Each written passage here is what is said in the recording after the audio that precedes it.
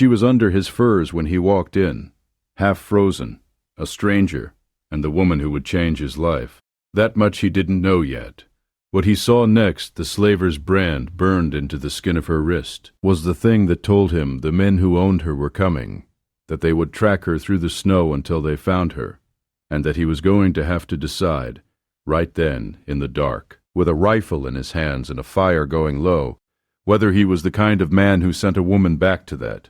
This is the story of Eli Render, horse rancher, a man who kept to himself in the high country above the Sweetwater Valley in the deep winter of 1882. This is the story of Katori, a Chiricahua Apache woman who chose his cabin deliberately, who watched his smoke from a ridge for 3 days, and made a judgment about the kind of man he was before she ever came down. And this is the story of what a brutal winter and a brutal set of men forged between two people who had every reason to stay strangers and chose, slowly and without fanfare, not to. He stood for her when the slavers came. She fought beside him, and in the spring, when the passes cleared, neither of them left alone. Watch till the end. If this story stays with you, leave a like and subscribe. Now, let's go back to the beginning. The cold that December had a specific weight to it. Not the ordinary bite of a Wyoming winter, but something lower, a cold that got under the boards and settled in the corners, and didn't leave even when the fire was good and hot. Eli Render had lived with it for 3 years in that cabin, and in that time he had come to understand cold, the way some men understand grief, not as a visitor, but as a permanent condition of the landscape. He was 34 years old. He stood 6 feet and some change wide across the shoulders from the work, with hands that had been cracked and rehealed so many times they barely looked like hands anymore, more like tools. His face was the color of creek-bottom clay, weathered hard, and he wore a short beard that he trimmed when he remembered and forgot when he didn't. He was, by the measure of the men who occasionally came through for horse business, a quiet man. Not unfriendly, just quiet in the way that comes when a person has had enough of noise. He had come out to the Wyoming Territory in 1879 with a wife named Ruth, and a plan. The plan had been good. A small horse operation, some acreage with decent grass come spring, a creek that didn't dry out in August. Ruth had seen something in the cabin that first fall. She'd hung curtains in the single window and said it looked like home. She was the kind of woman who could say things like that without it sounding foolish. Ruth had died in the winter of 1880, just after the new year, a fever that moved fast. The doctor from Rawlins came 2 days after she was already buried. Eli had stayed. He could not have said with total confidence why, except that leaving felt like a second abandonment, and he was not a man who abandoned things. So he had gone on, expanded the horse operation, kept the curtains in the window even after they faded, traded horses with the cavalry and a few ranchers who came through the valley. He had, in the way of grieving people who survive long enough, developed something like a routine. It wasn't a life exactly, but it was close enough to one that he had stopped noticing the difference. The afternoon of December the 12th, 1882. He came back from Rawlins with a week's supplies and a sack of oats for the horses, and he knew something was wrong the moment his sorrel mare stopped at the crest of the trail and wouldn't go forward without being asked twice. The cabin door was unlatched. He had latched it that morning. He knew because he did it every morning. Lift, latch, check, habit born out of winters where the wind came up fast enough to rip a door off its pins.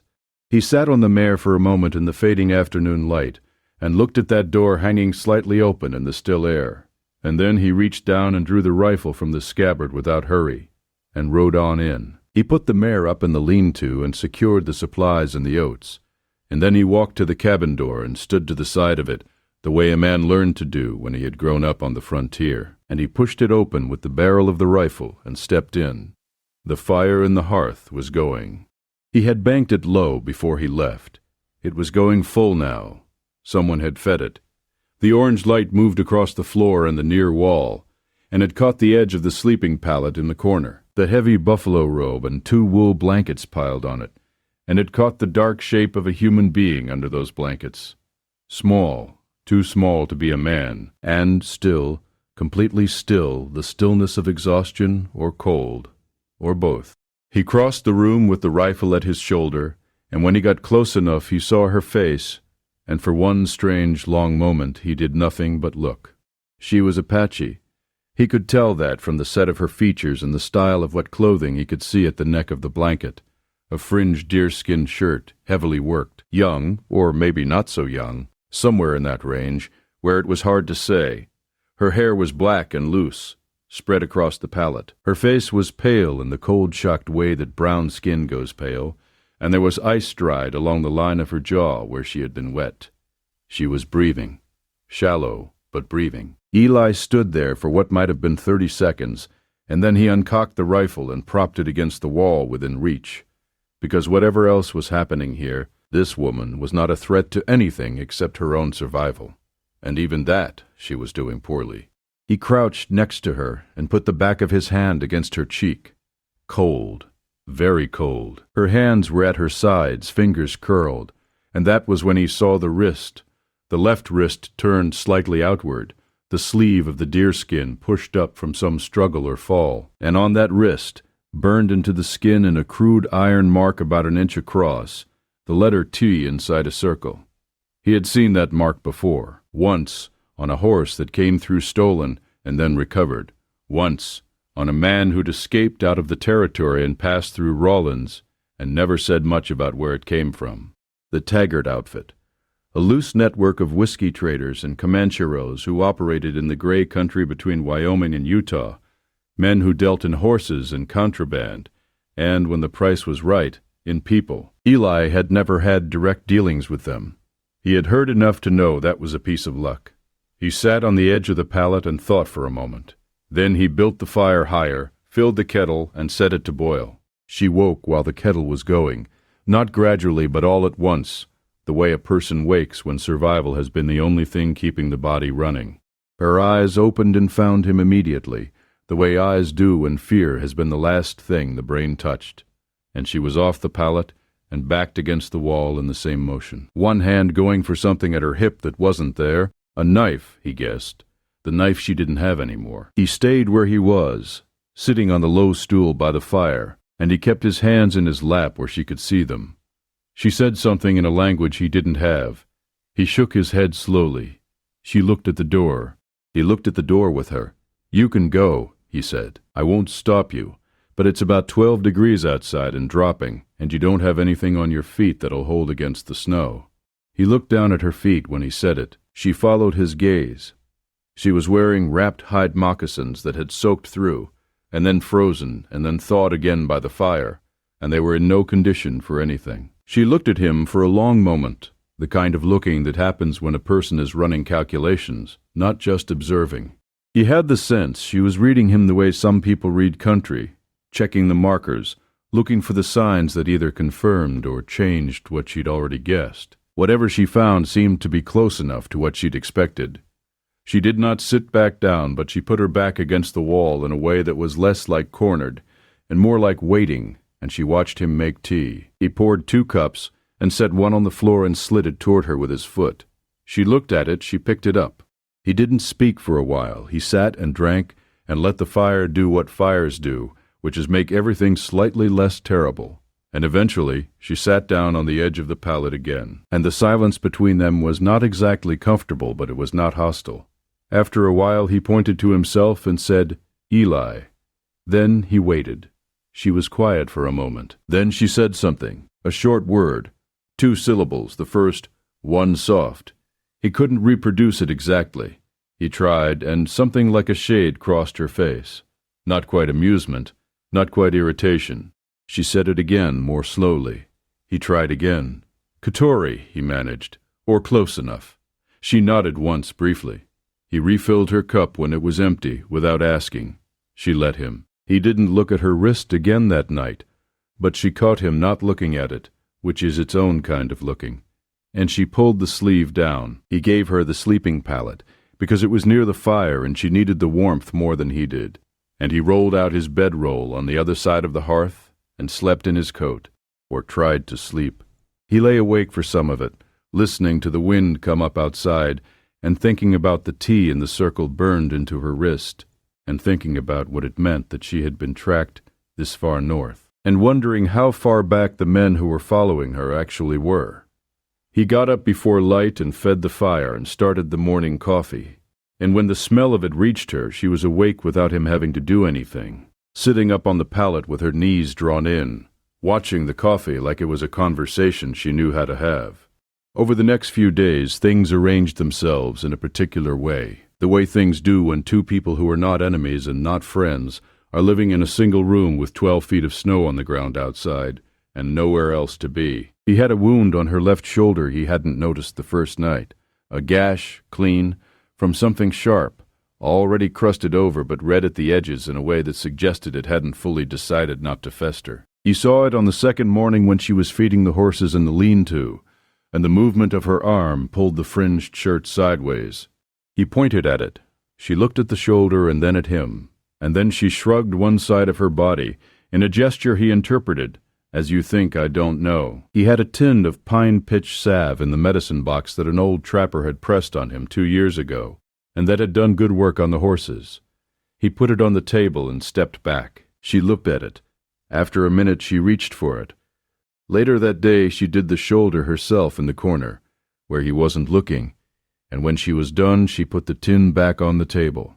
He said nothing about it, but the next morning when he came back from breaking the ice on the water trough, there was a fresh-baked ash cake on the hearthstone, slightly flat on one side where the coals had been uneven, and a small stack of firewood by the door that he hadn't cut, which meant she'd found the axe in the lean-to and worked in the cold for a solid hour. He sat down and ate the ash cake and didn't make any remark about it, and she sat across from him and ate her share of the salt pork he had reheated, and the silence between them changed character again, shifted slightly, got easier.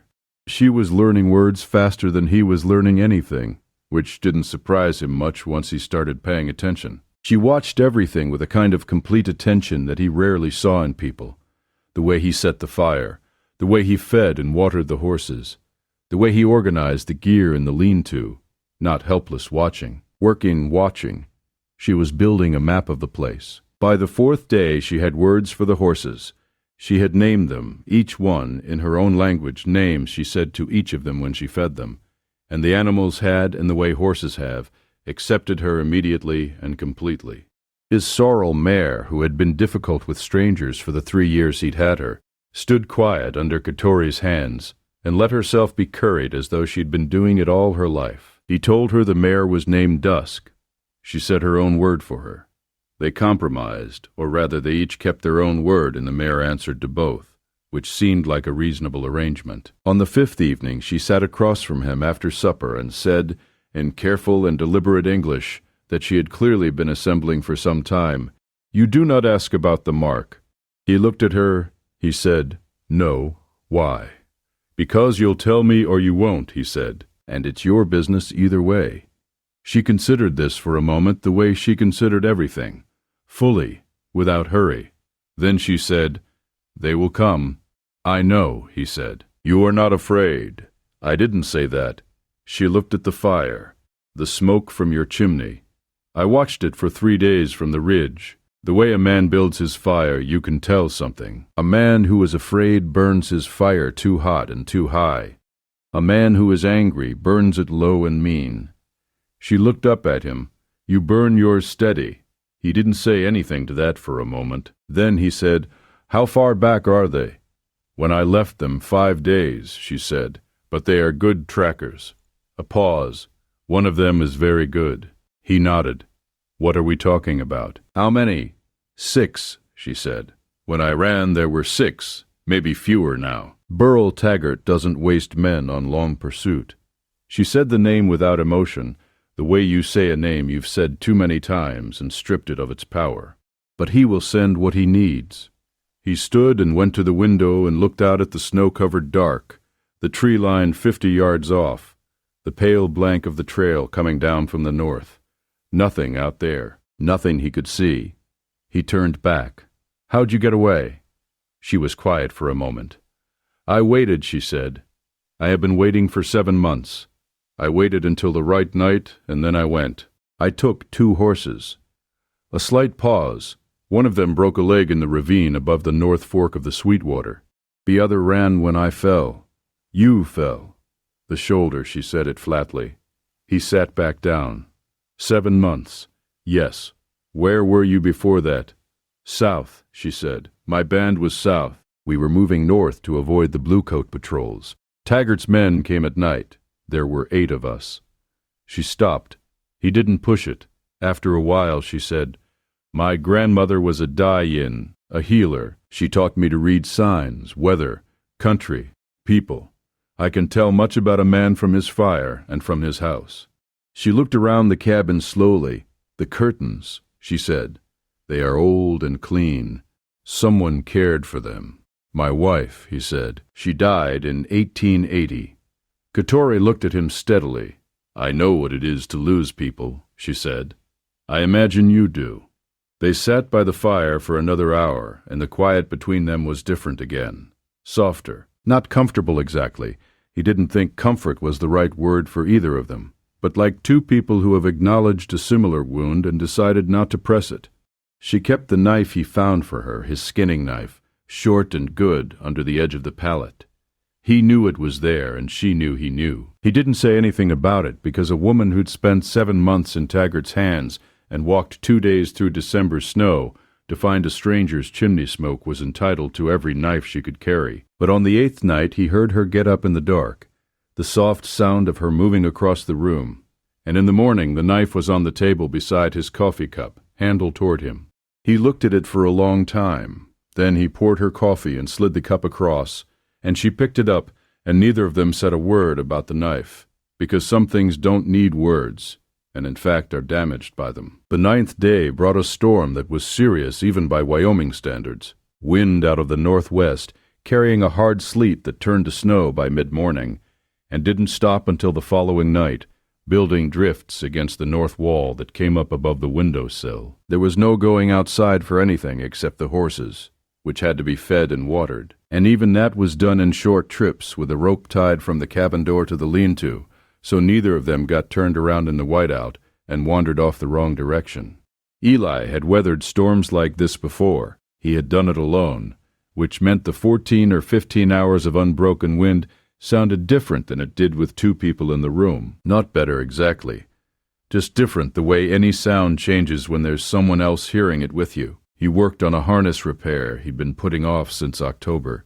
She worked on whatever she worked on in those hours, the small, careful beadwork sometimes, or the quiet business of keeping the hearth going at exactly the right temperature, which was its own art, letting it breathe without letting it get too low, feeding it from the side rather than straight on, the way she'd learned or always known. He wasn't sure which. He didn't ask. In the late afternoon of the 2nd day of storm, she looked up from what she was doing and said, without preamble, You have not asked me what I was carrying when they took me. He set down the harness. He waited. My grandmother's medicine bundle, she said. She gave it to me before she died.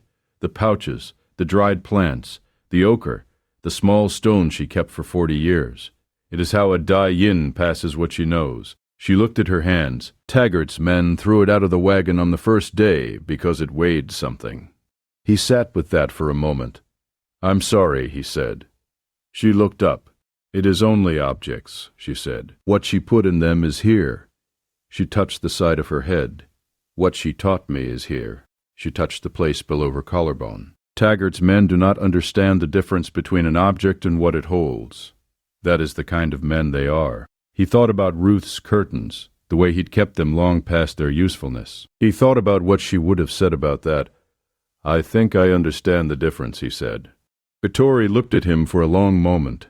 Then she went back to what she was doing, and he went back to the harness, and the storm pushed at the walls, and the fire held. On the 10th day she asked if she could look at the horse's teeth. He said yes. He watched her go through the herd one by one, lifting lips, examining the grinding surfaces, checking the wear and the spacing, naming things in her own language as she went. When she came to the buckskin gelding, she spent a longer time, and when she came out of the lean-to, she said, The buckskin.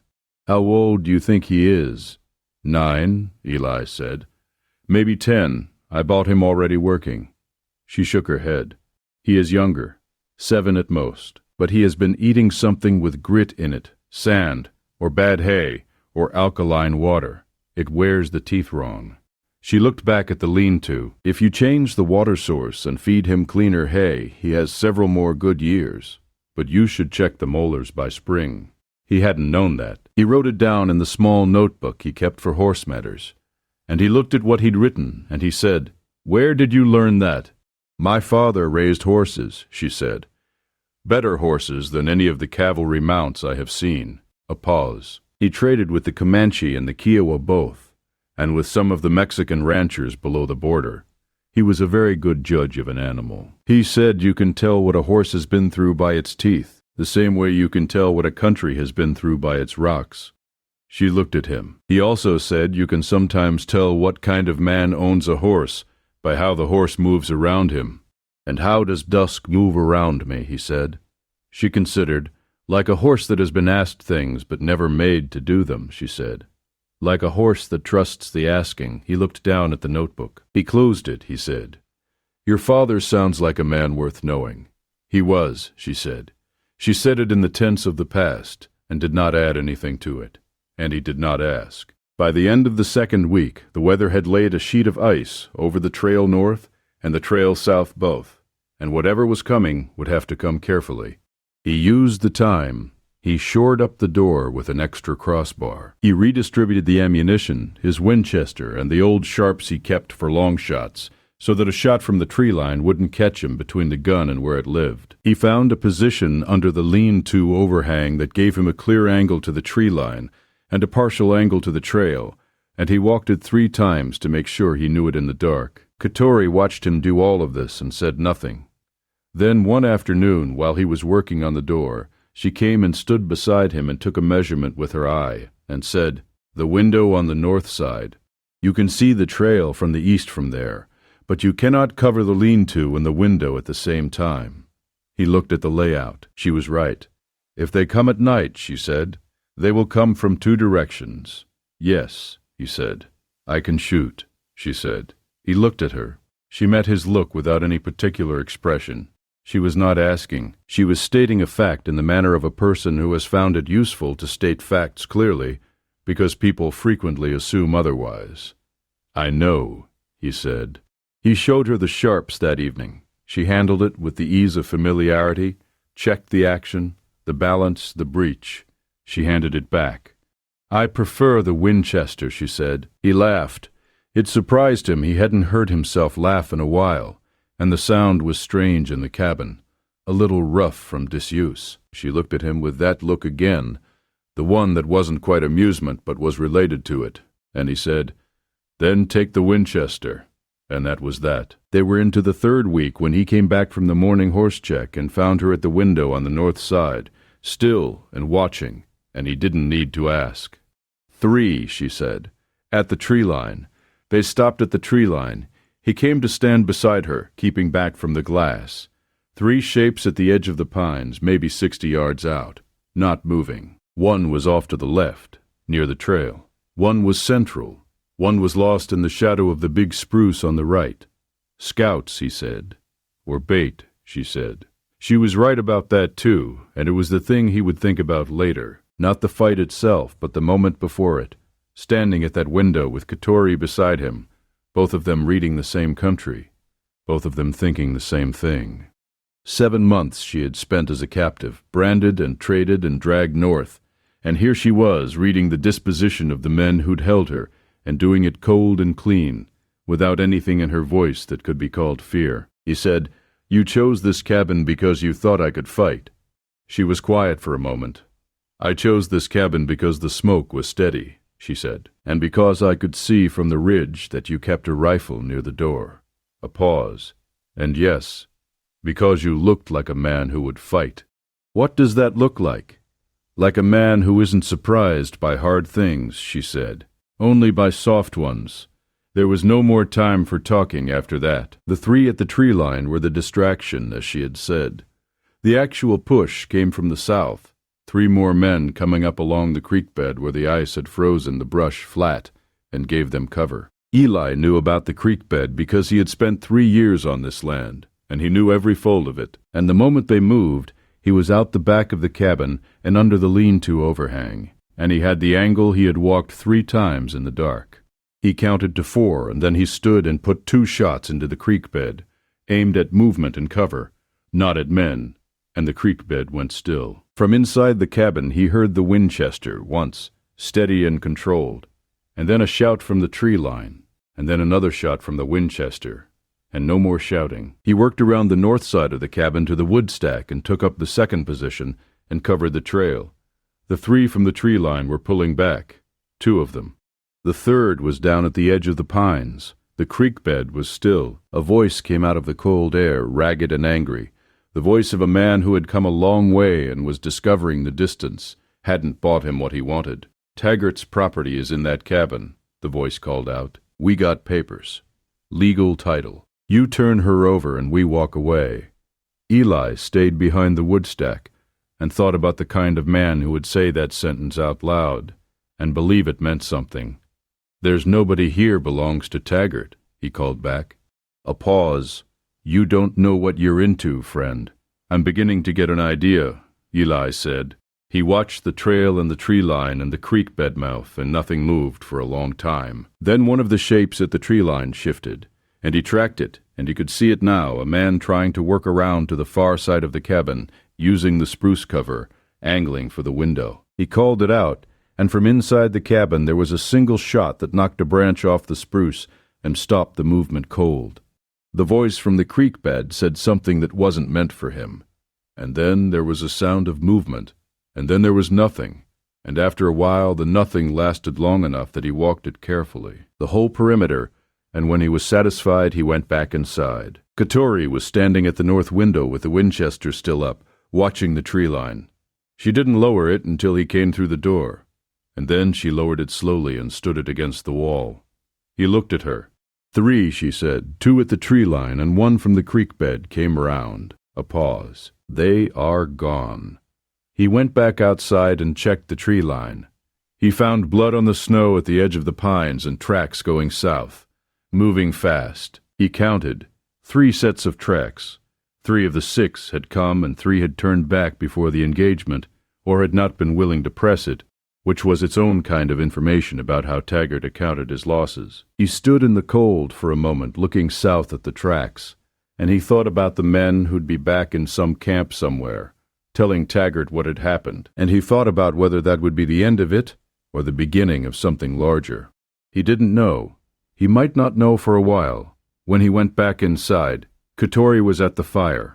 She had put the kettle on, the Winchester was cleaned and propped against the wall in the same position he'd shown her it lived. She turned when he came in, and she looked at him the way she'd looked at him from the beginning. That full, complete measuring look, except now it was different in a way he couldn't quite name. He sat down. He said, "They'll be back, or more of them will." She sat down across from him. "Yes, you knew that when you came here. Yes, you still came. I watched your smoke for 3 days, she said. I told you." He looked at his hands. "Why 3 days?" he said. "Why not just come?" She was quiet for a moment. "Because 3 days is enough to know," she said. "A man who does not build his fire right in 3 days will not build it right in 30. And a man who does not build his fire right cannot be trusted." He thought about that, and mine was right. Yes, he poured the tea when it was ready, and they sat by the fire, and the cabin was very quiet, and outside the Wyoming cold was doing what it did, pressing against the boards, testing the caulking, finding the places where the wind got in. He had learned to seal most of them. Ruth had helped him find the last few. He said, "Where is your band, now your people?" She looked at the fire for a long time. "I don't know," she said. "They were moving when Taggart's men came. They may have gone south again, below the reservation line. They may have been—" She stopped. She began again, "I don't know." He nodded. "You want to find them?" "Yes." He thought about it. "Come spring," he said. "The passes open in April. I know a man in Rawlins, an Army scout, part Crow, named Harlan Fitch.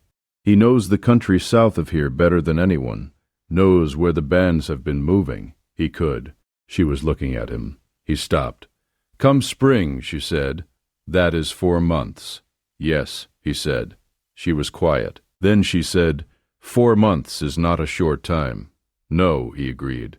"I would need to know," she said carefully. what the arrangement would be. In 4 months. He looked at her across the fire. He understood what she was saying, not asking about shelter or food or protection, which she could have found elsewhere, which she had not sought from sentiment, but from calculation. She was asking about the terms of the arrangement, what she owed, what was owed to her, in those terms, because she had grown up in a world where those terms mattered. "You don't owe me anything," he said.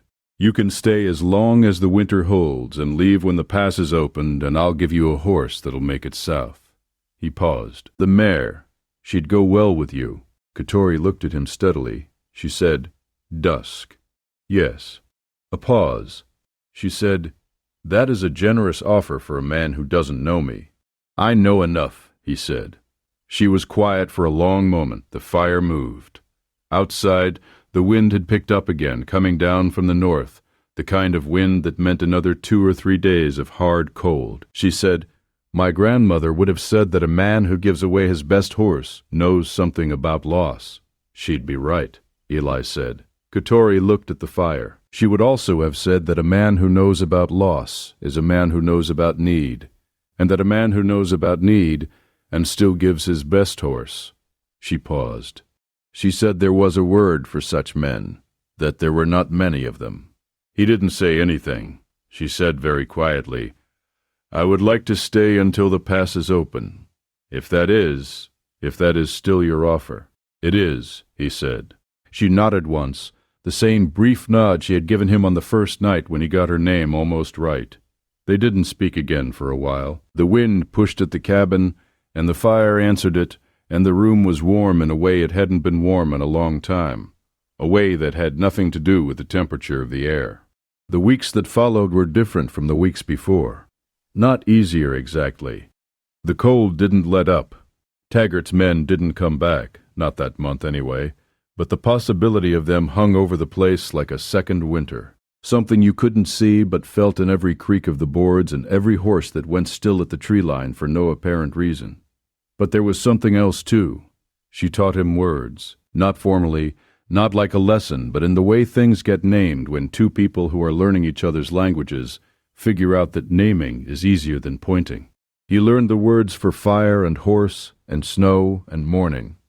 And he learned the word her grandmother had used for the kind of cold that gets into your bones, which was different from the word for ordinary cold, a distinction he found himself thinking about more than he expected.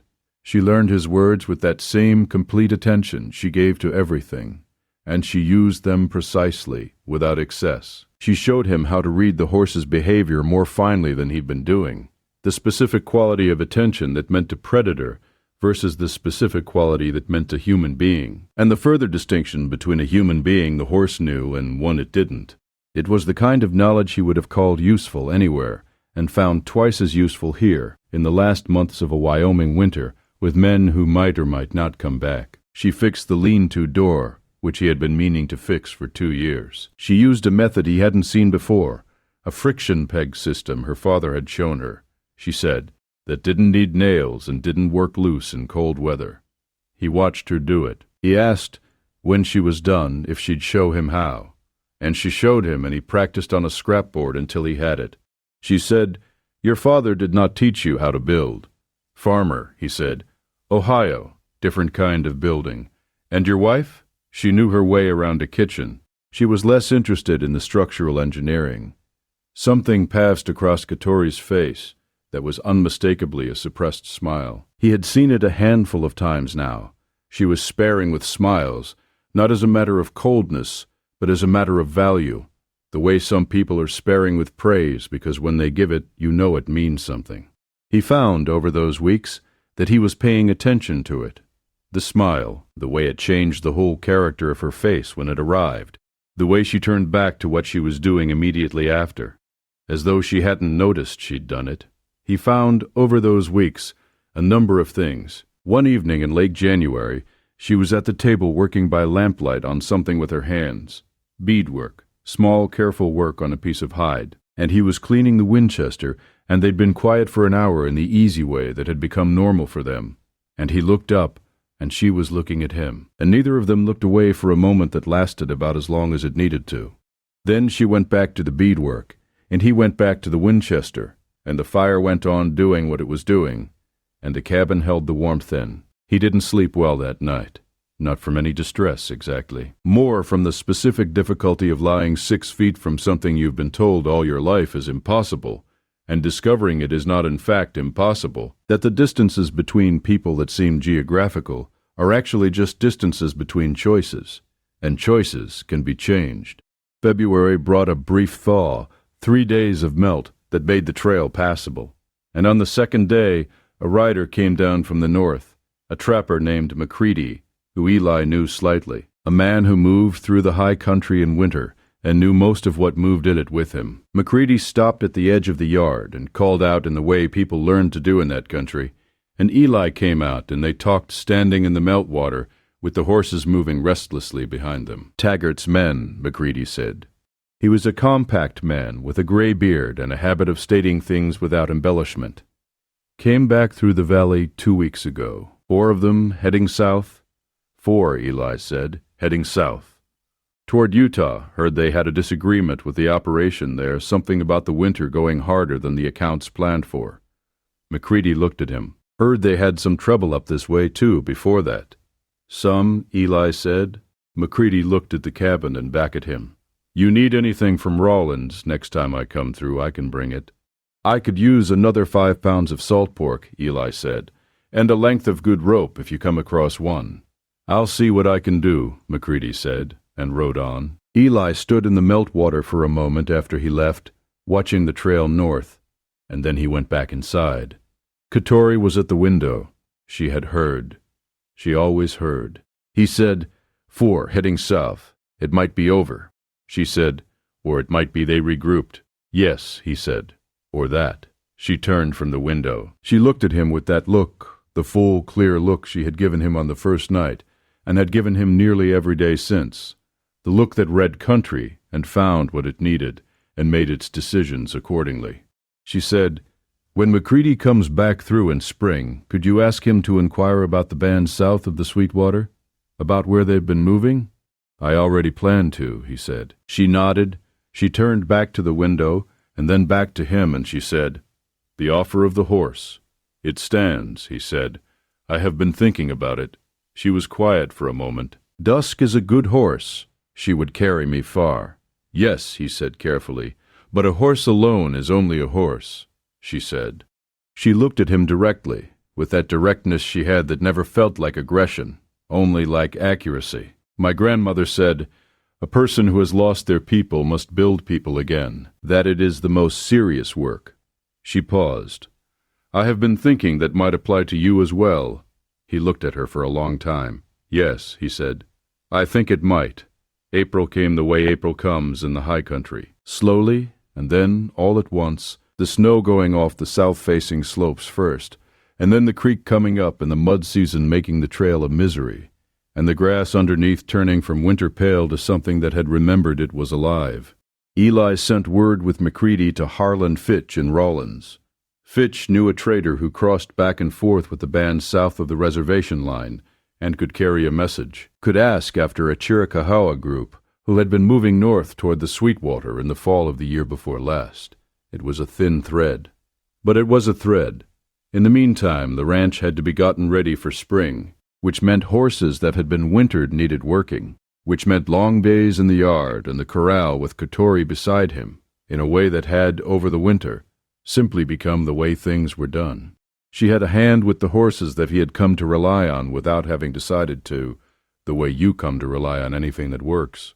One afternoon in the first warm week, with the mud drying out and the air smelling of the pine and the melt, she was working the sorrel through a pattern in the corral, and he was watching from the fence, and she pulled up beside him and looked down at him from the saddle with that look, and she said, She goes well for me. She does, he said. Katori looked toward the south, toward the trail that went over the ridge, and eventually, far away, toward the country her grandmother had known. She looked for a moment, and then she looked back at him. The spring is here, she said. It is, he said. And the passes. The South Pass opened last week, according to McCready. She nodded slowly. She was quiet for a moment, and then she said, There is something I have been trying to decide how to say. "You don't have to be careful with me," he said. She looked at him. "I know," she said. "That is part of what I am trying to say." She swung down from the saddle and stood with the mare's reins in her hand, and she looked at him the way she had looked at him across the fire in January, and the yard was warm and quiet around them, and the mare stood patient. She said, "I watched your smoke for 3 days before I came down from the ridge. I read the fire and the house and the way you moved on the land. I thought I knew the kind of man you were." "And," he said, "I was right," she said. "But I did not account for—" She stopped. She began again, "I did not account for how much there was to know. When I thought I had read you, I had only read the beginning." He held her gaze. "My grandmother also said," she continued, "that the right choice for a person to make is usually the one that frightens them the most. Not because fear is good, but because the things worth having are the things worth being afraid of losing." He was quiet for a moment. Then he said, "I have been afraid of losing this since January." She was still. "Since the morning after the knife was on the table," he said. She looked at him for a long time. The mare moved slightly, and she steadied her without looking. Then she said carefully and completely, "I do not want to go south alone," he said. "Then don't." She said, "I want to find my people. I will not stop wanting that. If they can be found, I will go to them." "I know," he said. "And I want—" She stopped. She started again. "I want to come back. You can always come back," he said. This is yours too, if you want it to be." She looked at him. "That is a large thing to say." "It is," he said. "I mean it." She was quiet for a long moment, the mare patient beside her, the spring air moving through the corral. Then she said, "In my language there is a word for what you are suggesting. It is not the same word as the English word. It is a word that means made together, like a thing that did not exist before two people made it." "That sounds right," he said. She nodded once. She held out her left hand to him, the one with the brand on its wrist, and it was not an accident that it was that hand, he understood. She was showing him the mark and the hand together, offering both the wound and the person who had survived it. He took her hand. The Wyoming spring was loud around them. The creek was running. The horses were moving. Somewhere in the pines above the east ridge, a bird he didn't have a name for was making a sound that was more hope than music. "Made together," he said.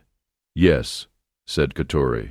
He did not let go of her hand, and she did not pull it back, and the fire in the cabin behind them was steady and even and burning exactly right, the way it had burned for 3 years alone and would burn from here forward for 2. Taggart's men did not come back that spring. Word came through McCready's network that the outfit had fragmented over a dispute about territory, and a couple of them had ended up in a territorial prison in Utah, and Burl Taggart himself had gone south toward the Mexican border and not been heard from again. It was the kind of ending that wasn't quite an ending, the kind that leaves a man checking the tree line for longer than was probably necessary. But eventually the checking became less frequent, and the tree line became just a tree line again. In June, word came back from Harlan Fitch. A band of Chiricahua had wintered at the south end of the basin, near a spring the cavalry hadn't found yet. They were known to have been moving north again. Fitch thought he could get a message to them. Eli sat down and wrote the message, and Katori sat beside him and helped him say in English what needed to be said, and they sent it south with Fitch. They waited. In August, the answer came back. Not a written answer. 3 riders came up the trail from the south in the early evening, when the light was long and gold on the valley floor. And Katori saw them from the ridge, where she sometimes went to look south at the distances. She came back down at something faster than her usual walk, and she stood in the yard and watched the riders come. And Eli stood beside her. When they got close enough, she made a sound he had never heard her make before, a sound that was not a word, just a sound. And she went to meet them. He stayed in the yard and watched. He watched her with these people who were hers, watched the exchange of something he couldn't fully see or hear, watched her hands moving in gestures that were different from how her hands moved with him, a different fluency, a different home. One of the riders, a woman her grandmother's age, with a face like old silver, looked at him across the space of the yard and held his gaze for a long moment. He held it back. Katori came back to him when the exchanges were done. She was different, he noticed. Not differently herself, but more herself, the way a fire that has been burning on half its wood suddenly gets more fuel. She said, "They found what survived, some of the band." She stopped. "Not all. I'm sorry," he said. "That is something." She looked at the riders. "They will go back south before the snows come. They want me to come." He looked at her. "Then go," he said. She looked at him. "Come spring," she said, and he understood. He smiled, and she watched him smile. And after a moment she said something to the riders in the language that was hers, and the woman with the silver face looked at him again, and then said something back, and Katori turned to him. She says, "Katori told him that the smoke from your fire must be very good." "I try to keep it steady," Eli said. Katori looked at him with all of it in her face at once, the measurements and the decisions, and the months of fire in the winter, and the morning the knife was on the table, and the spring afternoon in the corral, and everything that came after, everything that had been made together. "It is," she said. "It always was." The riders stayed the night and rode south the next morning, and when they left, Katori stood in the yard and watched them go until they disappeared over the southern ridge. And then she turned and went inside, and Eli stoked the fire, and the Wyoming morning went on doing what Wyoming mornings do, which is everything, all at once, without pause. Come spring, he saddled Dusk and 2 pack horses, and they rode south together, and in the country of her people, in the ceremony her grandmother would have known, in the language she had grown up in, and the language she had learned by firelight in a cabin above the Sweetwater Valley, in both languages at once, she said yes, and the word was made together, and the fire burned steady, and neither of them was alone in a long winter again.